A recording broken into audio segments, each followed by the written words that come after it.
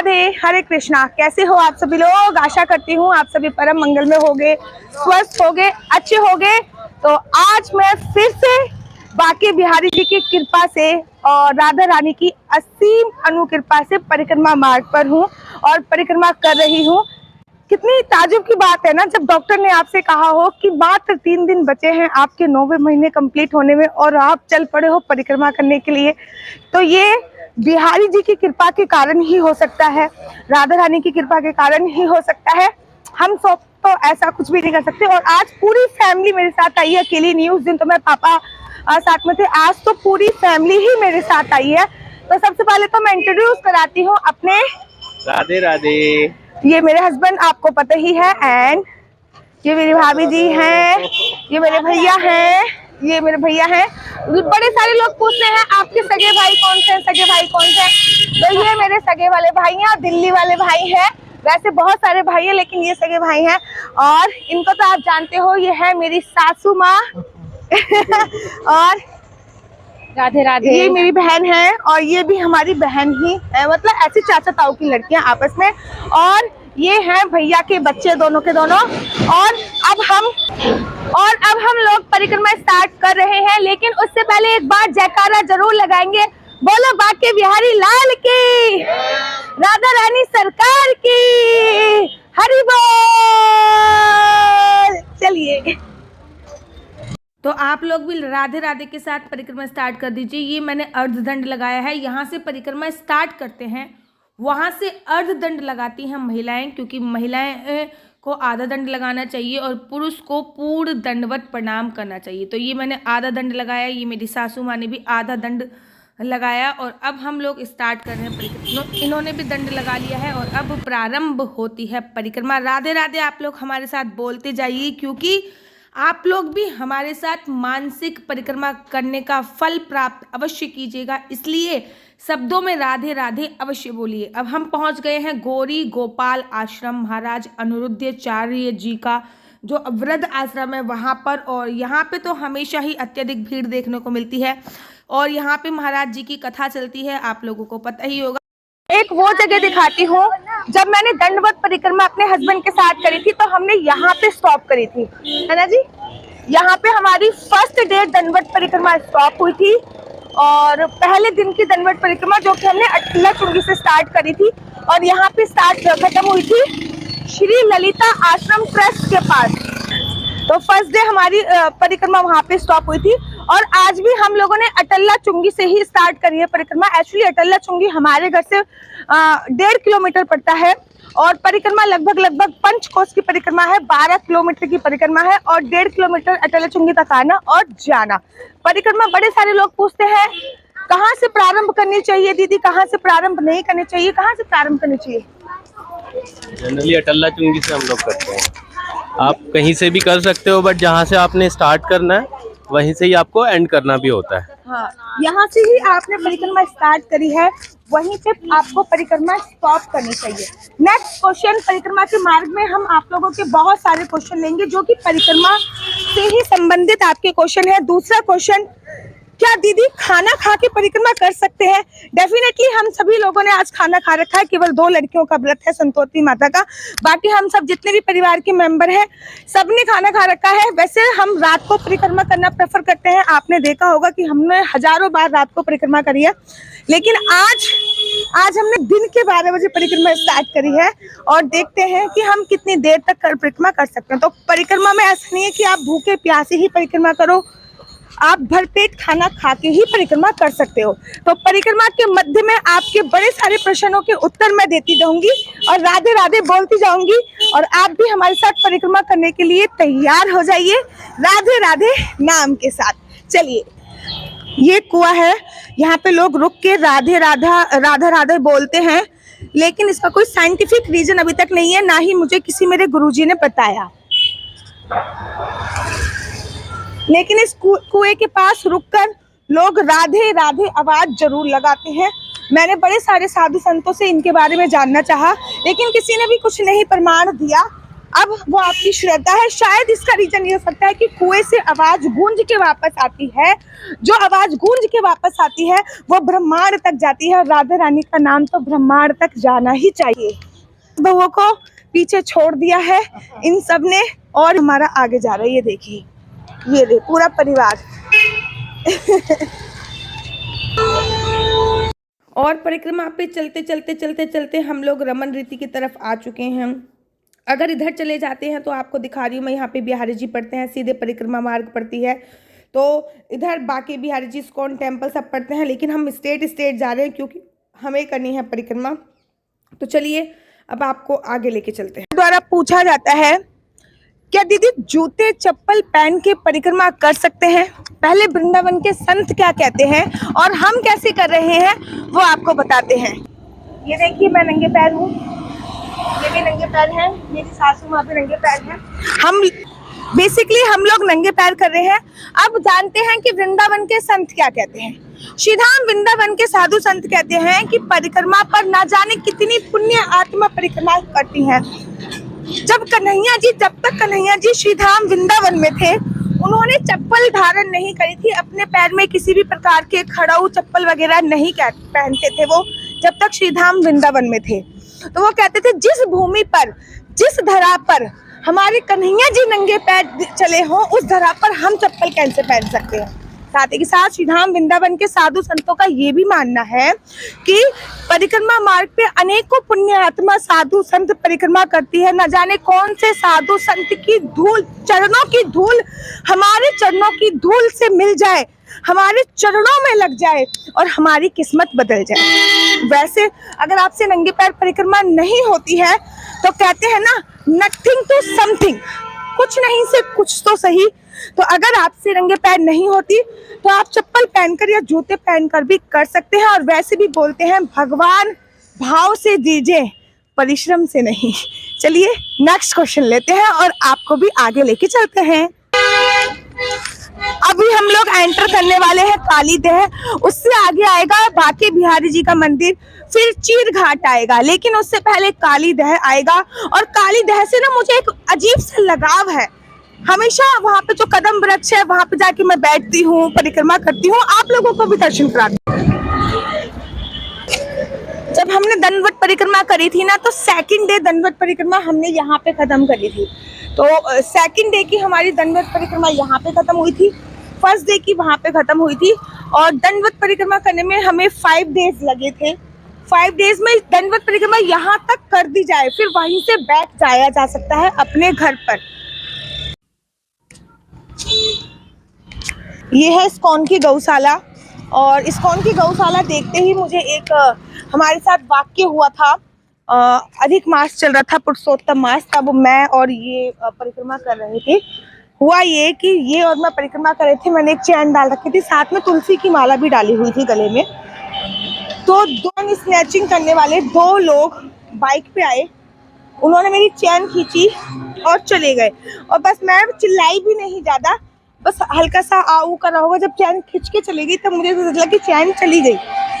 मेरे को लगा कि बंदर वगैरह ने चैन वगैरह ली होगी, लेकिन जब मैंने अपना हाथ ऐसा रखा तो मेरे गले में तुलसी माला थी। तो वो जिन्होंने चैन खींची थी तो उनके साथ तुलसी माला गई थी और चैन मेरे साथ गई थी। तो ये घटना हमारे साथ श्रीधाम वृंदावन में हुई थी और इस्कॉन की गौशाला के सामने ही हुई थी। तो मुझे लगा कि मेरे को आप लोगों को बताना चाहिए। फाइनली हम लोग एंट्री कर चुके हैं काली दह पे। ये है काली दह। यहाँ पे भगवान ने कालिया नाग के साथ लीला करी थी, उनका उद्धार किया था, उनका बेड़ा पार किया था। तो हम काली दह में प्रवेश कर रहे हैं। यहाँ पे ना मेरे को काली दह से बहुत ही, मैंने आपसे बोला, एक स्पेशल लगाव है। यहाँ का जो मनोकामना पूर्ण सिद्ध वृक्ष है उसकी तो बात ही निराली है। वहाँ पे आके मैं हमेशा कुछ देर के लिए बैठती हूँ। पहले यहाँ पे यमुना जी बहा करती थी, लेकिन अब यमुना जी धीरे धीरे रास्ता छोड़ती चली गई हैं। यहाँ पे आज भी आकृति बनी हुई है कि किस प्रकार से भगवान ने कालिया नाग के साथ लीला करी थी। तो यहाँ पे आप जब परिक्रमा करने के लिए आओ तो कुछ देर अवश्य बैठिए। और साथ ही के साथ यहाँ पे जो ये वृक्ष है, यहाँ पे भगवान के चरणों के निशान आज भी मौजूद है। जब चंद्र देवता अमृत का कलश लेके जा रहे थे, तो उन्होंने अमृत का कलश यहाँ पे टांगा था और उसके बाद यमुना जी में स्नान किया था। जब उन्होंने अमृत का कलश यहाँ पे टांगा था तो यहाँ पे अमृत की कुछ बूंदें गिर गई थी, जिससे ये जो कदम वृक्ष है ये अजर और अमर हो गया था।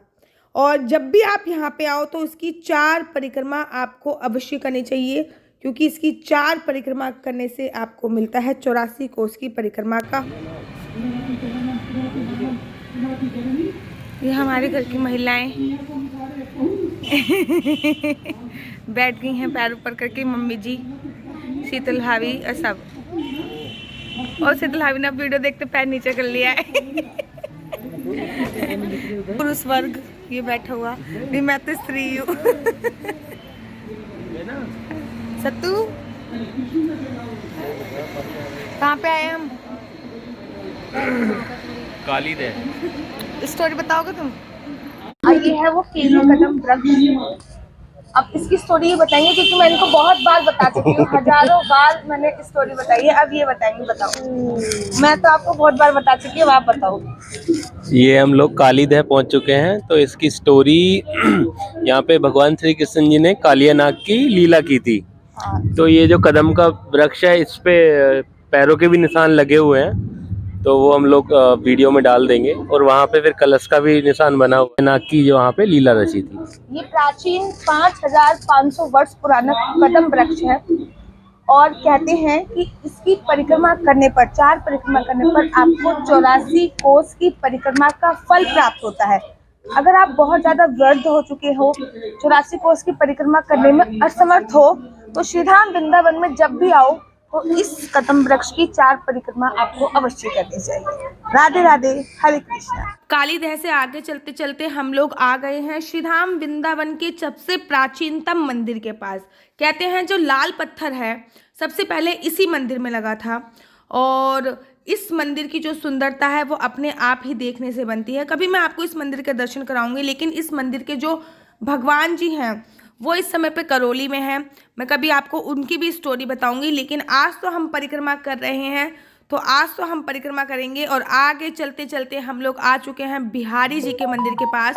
तो एक बार जयकारा जरूर लगा दीजिए, बोलिए बांके बिहारी लाल की जय, राधा रानी सरकार की जय। इस मार्ग से आगे जाके ही बिहारी जी का मंदिर पड़ता है। धीरे धीरे परिक्रमा करते करते जब बिहारी जी के मंदिर से आगे निकलेंगे तो भ्रमर घाट आएगा, और यहीं से प्रारंभ हो जाती है आप लोगों की यमुना मैया। तो बोलिए यमुना मैया की जय। यहाँ पे यमुना मैया है और यहाँ पे नौका विहार होती हैं, बहुत ही सारी नौका विहार है। यमुना मैया का आचमन जब लोग आप लोग आओ, यमुना मैया का आचमन अवश्य करो। कुछ पानी लेकर अपने मस्तक पे डालो, अपने शीश पे डालो, तो यमुना मैया का आचमन आपको अवश्य करना चाहिए। और 8 पटरानियों में भगवान श्री कृष्ण जी की यमुना मैया भी थी, आप लोगों को पता ही है। तो यहाँ पे हम लोग डिस्कस कर रहे हैं नौका विहार करने के लिए कि क्या पैसे लगेंगे, कितने पैसे लगेंगे, तो थोड़ा सा नौका विहार कर लिया जाए। लेकिन मैं आज आपको दिखाऊंगी कि कहाँ पे जाओ मम्मी, जाओ। हाँ मैं खड़ी हूँ लेके, नहीं अब जाओ, अब जाओ, मैं बैठी हूँ यहाँ पे। मम्मी डूबेंगे तो सभी डूबेंगे। कर चुके हैं नौका विहार की तैयारी। यहाँ पे हमारी सासू माँ जा नहीं रही थी, उनको जबरदस्ती भेजा गया है, मम्मी जाओ मम्मी जाओ मम्मी जाओ। और अब सभी लोग जा रहे हैं नौका विहार करने के लिए, और मैं दूर खड़ी हुई हूँ। मैं क्यों नहीं जा रही, किस लिए नहीं जा रही, वो रीज़न भी मैं आप लोगों को बताऊंगी। लेकिन आप ये देखिए, सब अब यमुना मैया के पास जा रहे हैं, सब लोग बैठ चुके हैं और मैं सबको केवल बाय करने के लिए जा रही हूँ। ये मम्मी जी भी बैठ चुकी है, मेरे भैया भाभी, और वो आप लोगों के जीजा जी भी बैठे हुए हैं। यहाँ पे चल रहा है कुछ फोटो शूट। ये देखिए कितने अच्छा फोटो शूट चल रहा है यहाँ पे। और अब मैं इंतज़ार कर रही हूँ कि कब ये लोग जाएं और कब मैं आप लोगों को बताऊं कि आखिर मैं नौका विहार करने के लिए क्यों नहीं गई, मैं नाव में क्यों नहीं बैठी, जबकि मेरे को तो नाव में बैठने का बहुत ज़्यादा शौक है। यमुना मैया के बीच में जाके उनके दर्शन करने का बहुत ज़्यादा शौक है। सब मुझे यहाँ पे बाय बाय बाय कर रहे हैं और मैं भी सबको बाय कर रही हूँ। फाइनली उन लोगों की सवारी जा चुकी है। तो चलिए अब मैं आपको बताती हूँ कि आखिर मैं नौका विहार करने के लिए क्यों नहीं गई, क्या रीज़न था। सब लोग यमुना मैया जी के दर्शन करने जा रहे हैं। मैं नहीं गई हूँ क्योंकि जो भी महिला गर्भवती होती है वो नाव में बैठ के नदी पार नहीं करती है और नदी में याचमन तो कर लेती है, लेकिन नदी में गांव में मतलब नाव में बैठ के प्रवेश नहीं करती है। इसलिए मैं होल्ड रुकी हूँ और ये सभी लोग अभी ये दे गए हैं और ये है यमुना मैया। बोलो यमुना मैया की जय। केसी घाट है, ये देखिए केसी घाट पे मैं इस समय पे हूँ और यमुना मैया ये दे। हर हर यमुना। भगवान श्री कृष्ण जी की 8 पट रानियों में यमुना मैया भी एक थी। तो इस समय पे आप यमुना मैया के दर्शन कर रही हैं। राधे राधे बोलना मत भूलिए। और मैंने कुछ देर इंतज़ार किया और देखा कि ये सभी लोग मात्र और मात्र 10-15 मिनट में वापस आ चुके थे। 10-15 मिनट भी नहीं लगे थे तो मैंने देखा कि सभी पूरी पलटन वापस आ चुकी है और अब सभी भक्त मिलके आगे चलेंगे और आगे जाने के बाद हम अपनी परिक्रमा को आगे बढ़ाएंगे क्योंकि हमें परिक्रमा जल्दी से जल्दी समाप्त भी करनी है क्योंकि मेरे भैया भाभी को वापस दिल्ली भी जाना है। तो चलिए अब आगे चलते हैं और आपको आगे लेके चलते हैं। ये आरती घाट है, यहाँ पे यमुना मैया जी की आरती होती है। तो ये आरती घाट के आप लोग दर्शन कर रहे हैं और अब हम लोग केसी घाट के पास आ चुके हैं। यहाँ पे झूला लगा है, यहाँ पे बच्चे हमेशा झूले का आनंद लेते हैं। तो केसी घाट पर आधी परिक्रमा अगर आप अटल्ला चुंगी से प्रारंभ कर दो तो आधी परिक्रमा विश्राम हो जाती है। अब हमारी आधी परिक्रमा बची हुई है, उसको हम लोग कंटिन्यू करेंगे। तो चलिए उसको कंटिन्यू करते हैं। फाइनली हम लोग आ चुके हैं इमली तला। तो यहाँ पे इमली का पूरे श्रीधाम वृंदावन में एक ही पेड़ है जो कि ये है। इसकी स्टोरी भी आप जानना चाहते हो तो मुझे कमेंट्स करके बताइए। अच्छा, ये पेड़ भी 5500 वर्ष पुराना है।